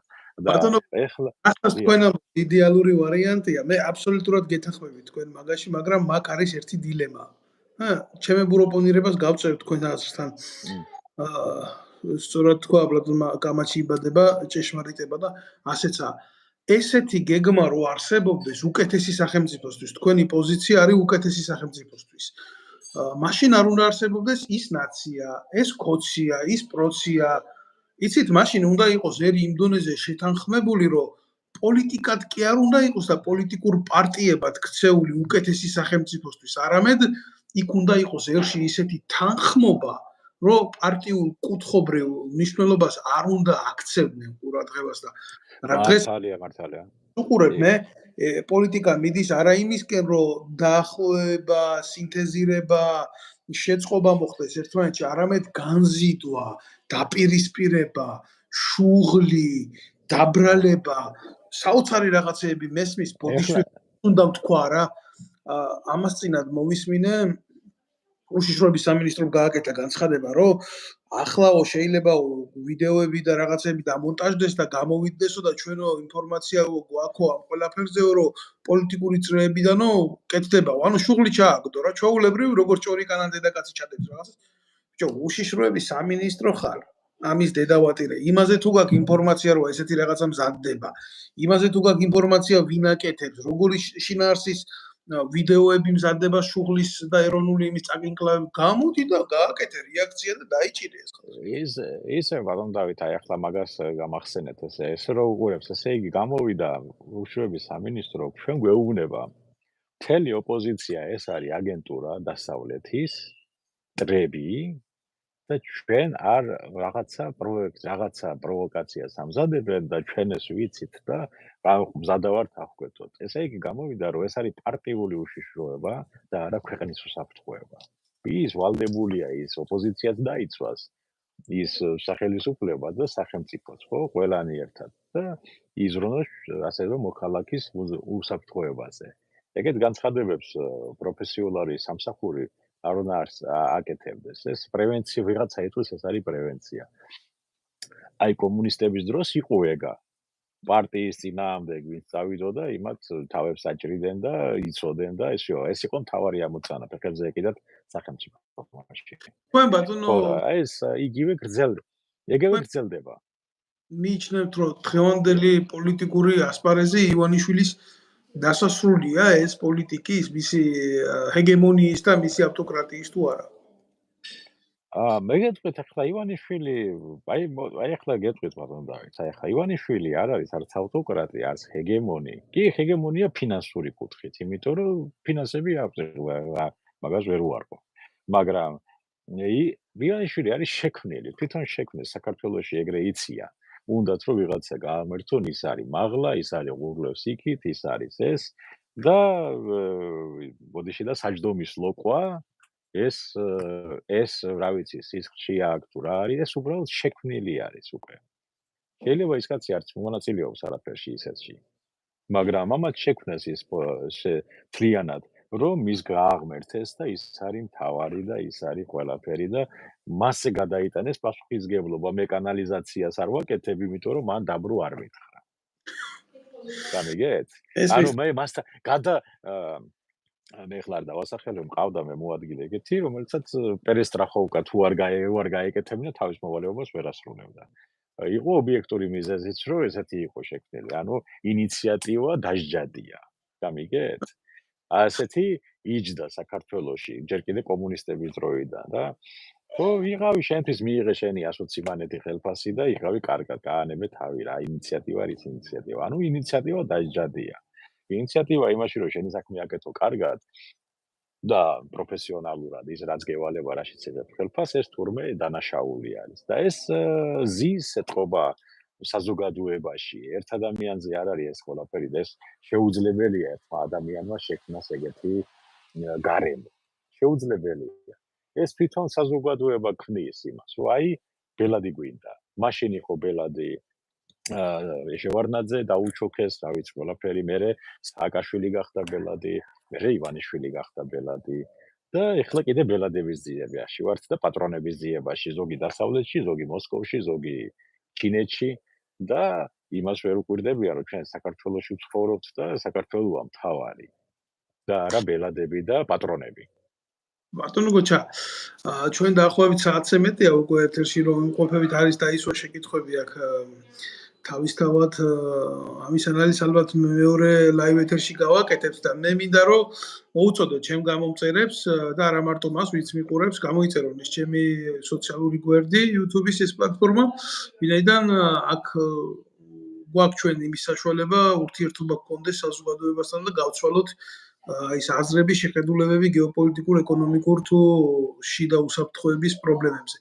ამავდროულად მე სანამ გავიდოდეთ ჩვენ ეთერიდან, მე მინდა მოგმართოთ თქვენ აი ბოლოს სიტყვით რომ მიმართოთ საზოგადოებას, ძალიან აღშფოთებულია ეხლა ეს ეგრეთ წოდებული პროევროპელები რა, ასე ვიტყოდი, ლიკუეთ სტალიცა გრუზი ფეხბურთის თამაშის დროს რო იყო საბჭოთა კავშირში კომენტატორი რო გადმოსცემდა ესე აი დაახლოებით ისეთი აგზნებულები არიან ამ პოლიტიკური არხებიდან და გულახდილად ნეტავი არ ვცხოვრობდი აქ და არ ვიცოდი მაინც ევროპა რა არის და ევროპული საზოგადოება და ევროპული განცდები და შეხედულებები დემოკრატიაზე და თანაცხოვრებაზე და მეგობრობაზე და ზოგადად პოლიტიკაზე რა. და აი მაინც თქვენ ამერიკაში ხართ მაგ და ამათთვის ამერიკიდან ამოდის მზე. და რას ეტყოდით ამ გაჭირვებულებს? აი ხო გვიყურებენ ახლა, იმიტომ კი არა რომ ნაცი ვარ ან ქოცი ხარ, ქართველები ვარ, ჩვენ ჩვეულებრივი ხო? რას ეტყოდით ამ ადამიანებს, რომლებიც იმყოფებიან აი ევაკუაციის და აგზნებადობის უკიდურეს ფაზაში. აი რას ეტყოდით ამ საზოგადოებას? ნუ პირველ რიგში უნდა გამოვიდნენ იმიდან, რომ თუ ეს ეხება პოლიტიკურ არჩევნებს და მომავალს, პირველ რიგში უნდა იფიქრონ ჩვენ ქვეყანას. არავით არის ამერიკა, არავით არის ევროპა, ან რუსეთი, ან თურქეთი. ჩვენ რა გვინდა? ანუ შენ რა გინდა, ეს არის მთავარი. შენთვის და შენი ოჯახისთვის, ხო? შენ რა გინდა პირველ რიგში? შენ თუ არ იცი შენ რა გინდა, მე საიდან უნდა ვიცოდე? მაშინ მე რატომ თხოვ პასუხს? რატო ხარ ცუდად, ხო? აი ეს ჩვენ უნდა ყველაფერი აქედან უნდა გამოვიდეთ. მნიშვნელობა არ აქვს ევროპაში რა სიძახიან და ევროამერიკაში რა სიტყვიან. თავარია შენ დააფიქსირო, მე მინდა ეს, მე მაქვს ამის ლეგიტიმური უფლება, მე ეს მინდა, ასე განვითარდე და ამა უნდა და ეს თუ არ არის განსაზღვრული, ჩვენ ყოველთვის ვიქნებით ასეთ მდგომარეობაში. ანუ კონცენტრაცია არის გასაკეთებელი ქვეყნის მომავალზე, საკუთარ თავის მომავალზე. შესაბამისად, ვინ რა სიტყვის, მაგას მნიშვნელობა აღარ აქვს, ბატონო დავით, თავარია შენ რა გინდა. ევროპა საქართველოს მომავალ შემთხვევაში. და ევროპაში კი აკეთებენ განცხადებებს, აქაც აკეთებენ განცხადებებს და ისა და მე აქაც ველაპარაკები ამერიკელები მყავს ახლა ნაცნობები, მეგობრები და ვეუბნები კაცო, ჩვენ დავხარჯეთ, ჩვენ ჯარისკაცები დაიღუპნენ, ჩვენ მონაწილეობდით იქ და ბოლო ჯამში ჩვენ რა მივიღეთ? ვიგი თავფეხი. ხო? ხო და პასუხი რა იყო? გეტყვით? არც არაფერი მოგითხოვიათ ხო? სწორია. ხო და არც არაფერი მართალია. ნუ ჩამოდიოდნენ და ნიქსონის ცენტრში ფეხი-ფეხ გადადებული როგორც აი ესე ვთქვათ დიდი ტვინი რო გადმოძდით თავიდან და რუსეთში დემოკრატია არ არის. ადამიანებს კლავენ. შენ გეკითხება კაცო რუსეთში რა არის იქ? შენ თავს მიხედე მაგით დავატირე. აი ბოლოს აი ნერვები მოგეშლება მაგაზე. ეს მიდიოდა წლების მანძილზე მიდიოდა ეს. დიდი ბოდიში რა, აი ახლა უნდა ვთქვა ეს ძალიან სერიოზული ლაკმუსის თემა ანთეთ აი ამდენი უტვინოსთვის და ალბათ ეს უნდა ვთქვა აუცილებლად რომ 2 მილიონი ევრო დახარჯა საქართველოს საგარეო საქმეთა სამინისტრომ ალაფუშეტების მოწყობაში. გასულ წელს 2 მილიონი ევრო. და რა თქმა უნდა ეს ალაფუშეტები მზადდებოდა იმაზე რომ რუსეთში დემოკრატია არ არის. ხო და მე მინდა ნებისმიერ ადამიანს, აი ქართულს ჩვეულებრივ ადამიანს, ვისაც აკლია შვილზე მისატანი პურის ფული იქნება, კარაქის ფული იქნება თუ რაღაცა, უნდა იცოდე რა. უნდა იცოდე, თუ შენ მიზან მიმართულად არ მიყავს ამათი საქმე სამოქალაქო და სახელმწიფო პასუხისმგებლობისკენ, შენ ჩვეულებრივ თანამონაწილე ხარ შენი უბედურების რა. რუსეთში კი არა და აგერ საკუთარ ქვეყანაში ვერ შეგიცვლია დემოკრატიის საქმე და რუსეთში რას ის. ნუ კარგი არის ასეთი აზრებიც, არის ასეთი აზრებიც, რომ აი რუსეთს როგორ შეიძლება დაელაპარაკო კიდე ის კი, აგერ გაკეთა ესეთი მტერს უნდა ელაპარაკო ბატონო და მტერს უნდა ელაპარაკო. აი ახ უკრაინა და რუსეთი დღესაც დიალოგი მიდის კულისებს მიღმა. დღესაც მიდის არ შეჩერებულა. ხო, მაგიტომაც ეს მნიშვნელოვანია დიპლომატიური კანალი ყოველთვის უნდა იყოს, სასაუბრო თემები ყოველთვის უნდა იყოს, გამოსავალის ძიება ყოველთვის უნდა იყოს, იმიტომ რომ მოგწონს არ მოგწონს ამერიკა დიდი ქვეყანაა, მოგწონს არ მოგწონს ევროპა დიდი ის არის გაერთიანება, კაცო. და ეხლა მე გეტყვით ევროპა საქართველოში წლის განმავლობაში ღებულობს სარგებელს 5 მილიარდამდე ევროს საქონელს ყიდის საერთო ჯამში საქართველოში. საქართველოს ევროპაში რას ყიდის? იგივე თურქეთი, იგივე რუსეთი. შენ რუსეთის ტერიტორიაზე ყიდით რაღაც 100 მილიონის თუ 120 მილიონის ისა რა ქვია დოლარის ღირებულების ღვინოს და სამაგიეროდ ისინი ყიდიან 700 მილიონი ქონების იმას რა ქვია. ნუ რაღაცას საქართველოში. და ჩვენ რა აქედან? ანუ ჩვენ უნდა გადავიყვანოთ პრაგმატულ იმაში რა ქვია ეკონომიკურ ურთიერთობაზე. ეს ალაფურშეტებიც უნდა ემსახურებოდეს ისა, რომ ჩვენი ბიზნესები და ჩვენი წარმოებები იყოს წინწაწეული მათ ბაზარზე. ზუსტად მე მაგი ვიგულისხმე, მაგაში თუ ვიღაცა იქ პურშე ჭამს, ხო, ნამდვილად არა ვარ მაგის წინააღმდეგი, მაგრამ აი გეუბნებით რა, თქვენ ძალიან კარგად მიხვდით რა ვიგულისხმე ყველაფერში რა. ეს უნდა გაკეთდეს. თუ ეს გაკეთდა, იმიტომ რომ ვიღაცას ქრთამი მისცეს, რომ იმაზე არა თქვას რამე პარლამენტში, ევროპარლამენტში და შემდეგ ნუ ეს არის აი როგორ ვთქვათ, დაბალი დონის დიპლომატიაც არ არის. სამინისტროში თქვენ ვერ დამისახელებთ მე კომპეტენტურ ადამიანს, რომელიც მივლენილია ნებისმიერ ქვეყანაში და იცოდეს იმ ქვეყნის ან ტრადიცია, ან კულტურა, ან ისტორია, ან ერის გრძნობებზე ქონდეს წარმოდგენა, ან სიღრმისეულად ფლობდეს მის მუსიკას, მის ხელოვნებას. თქვენ ესეთ ადამიანს მე საგარეო საქმეთა სამინისტროში ვერ დამისახელებთ. რა გულახდილად გეუბნებით ამას. კარგი ბატონო გოჩა, მე ვიმშვიდობოთ თქვენ და თქვენ დავიმშვიდობებით ჩვენს ყურებს და ვისურვებდი რომ ისევე გქონდეს შესაძლებლობა თქვენთან საუბრის და თქვენთან ჩართვის და განსჯის ამ თემების. კი ბატონო, დიდი მადლობა ბატონო დავით მოწვევისთვის და დაგემშვიდობებით და მშვიდობიან ღამეს უსურვებ საქართველოს. კაი, მადლობელი ვარ თქვენთვის რომ თქვენი კატა გაგვაცანით. მე კიდევ ერთხელ ვიტყვი იმას რომ საქართველოში ნამდვილად არის იმის საჭიროება, რომ ამდენ ვირთხაში არსებობდეს ერთი პასპორტიანი კატა. ისე ბაზონო დავით ახლა საქმე მოიტანა კატა, ჩემი კატა ფელიქს კარლოვიჩი, მან უფრო იცის რა უნდა, ვიდრე ჩვენმა მთავრობამ. ჯერა. და ყველას ხო გამოიწეროს ეს ჩემი არხი და შემოგვერთეს აქ. კარგად ბრძანდებოდეთ. კარგად ბრძანდებოდეთ. გოჩა ვეტრიაკოვი იყოს არის ადამიანი იყო საქართველოს საზღვაო ძალების სარდალი და წლების მანძილზე ის იცავდა ჩვენი ქვეყნის ეროვნულ ღირსებას. გისურვებთ სიკეთეს და მშვიდობას, რაც მთავარია. ჭეშმარიტ მშვიდობას და არა ისეთ ქართული ოცნება რო გთავაზობთ. გაიხარეთ.